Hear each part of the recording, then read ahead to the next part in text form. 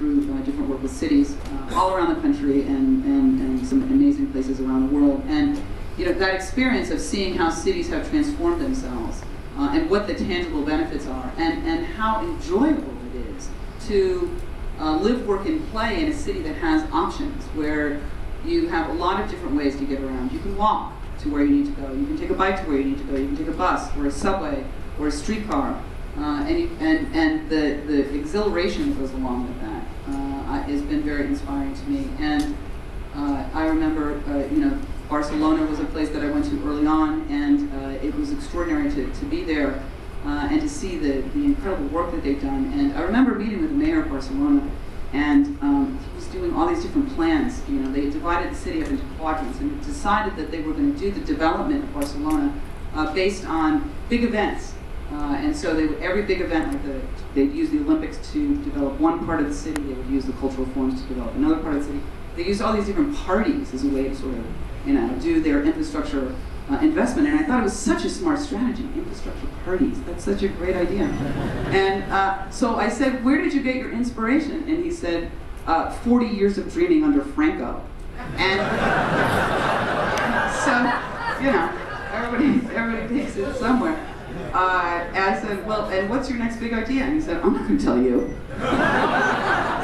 But cities around the world are now, I think it's really exciting because there's like a global competition for who can be the greenest, who's got the next bike share program, who's got the coolest new bus rapid transit line. And to see that competition is healthy competition, because I think that people understand, cities, leaders, mayors certainly understand, this is an economic development strategy.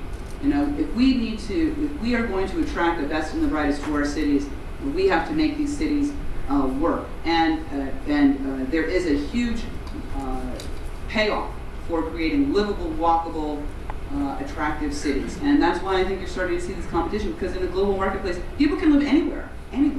And so our job is to design the kind of cities that people want to be. And I think that we're seeing that all around the world. Earl, your inspiration?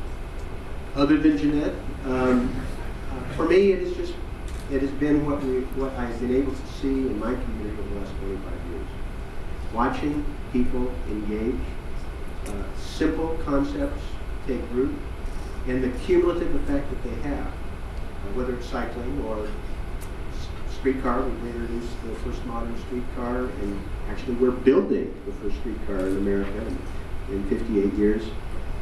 Watching what happens in the schools, where we took programs down there to help engage students, teachers, and their families. Being able, there's not very much that, I suppose, other than like being a farmer, where people who are in the business that you're in can see tangible results quickly, simply, and in ways that really make a difference to people on an individual basis. I think this is part of the key to how we're going to transform the country on a lot of those bigger things that we were talking about. And being able to watch this take root, for me, is inspirational, not just in my community.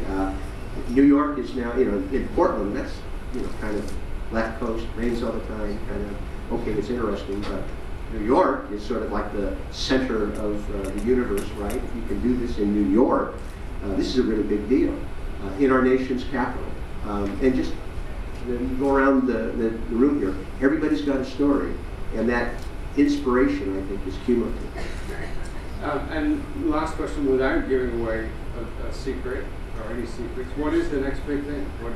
What is the next big thing that's going to happen in the U.S., in Portland, and in New York City? From my vantage point, what's happening is this wave is cresting. And I think we are going to be astounded at what happens over the next 2 or 3 years. I'm hopeful that we'll be able to get the support we need from Washington. It'll be there eventually. But what is being driven at the local level, to me, is a tide that will not be stopped, that the progress that is being made is accelerating. The economic impact, whether it's bike tourism, it's bike manufacturing, sales, is at a time when we're desperately looking for clean, economic activity. This is something that almost anybody can find a role in. For me, it's the tide coming in a way that is going to be, I think, transformational. And in 5 years from now, this bike summit will not be able to have recognized how much progress that we have made. I mean, you're going to see lots of different moves towards mobility improvements, like I think bus rapid transit, low cost effective. You know, we have to get more efficiency out of our streets, and we have to do it quickly. I think that there's a huge backlog for the New Starts program. I think it's like 2079 or something if you put your application in today.